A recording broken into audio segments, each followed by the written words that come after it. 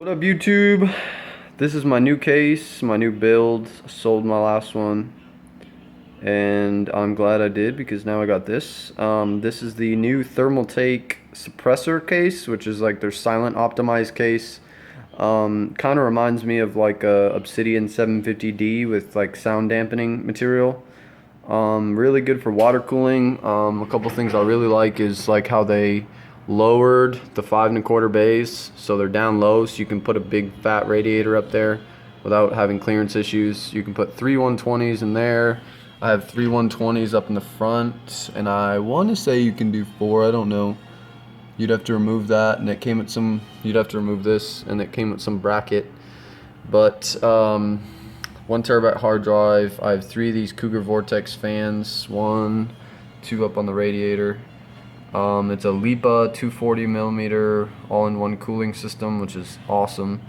My CPU stays really nice and cool with that. I have it on the header up here, and I just went into the AI suite and put all the fans at 100% because it's the only one that's hooked into the motherboard. The rest are plugged into this fan controller, and then the case has a built-in fan controller as well. I'm using 8 gigs of klevv 2400 megahertz RAM. I think this board supports up to 32 megahertz overclocked, 3200 megahertz overclocked. This is 2400, and I just leave it at 2400.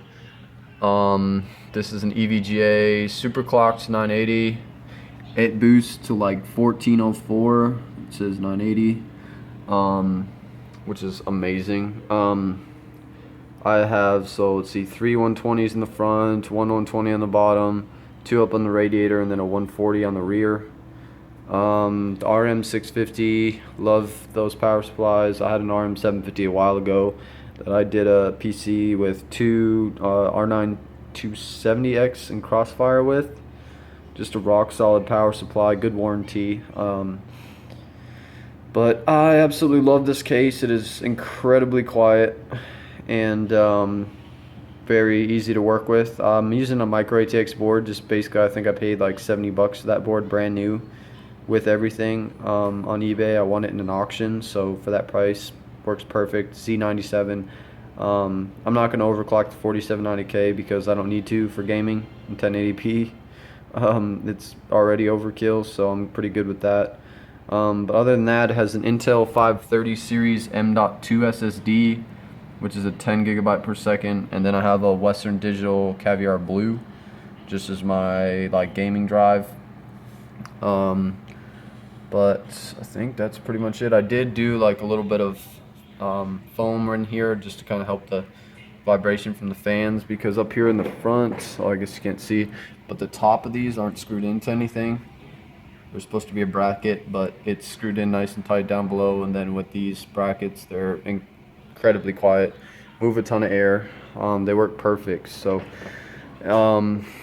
this is it with it closed. Have my case badges, the i7, the Corsair, the Asus, and the EVGA, and I do have the windowed version with the huge window. So let me show you what it looks like with the side panel on.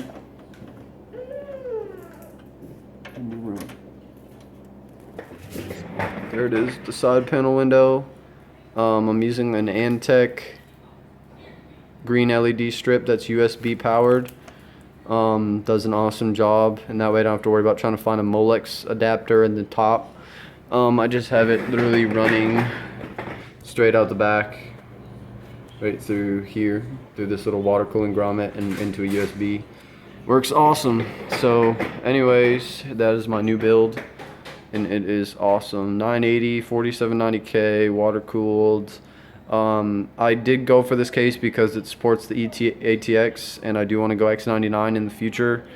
Not for editing or anything, but just for the SLI support, so I can have more PCI lanes on the CPU.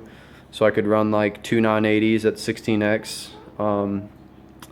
So I know you can do it with a 4790K, but to get the native 16x 32 PCI Express lanes, you need the bigger CPUs. So in the future, that's why I got this case. It is very quiet, very easy to work with, and I think it looks awesome. So, and then I'm running Dual monitors, that's a BenQ 1MS.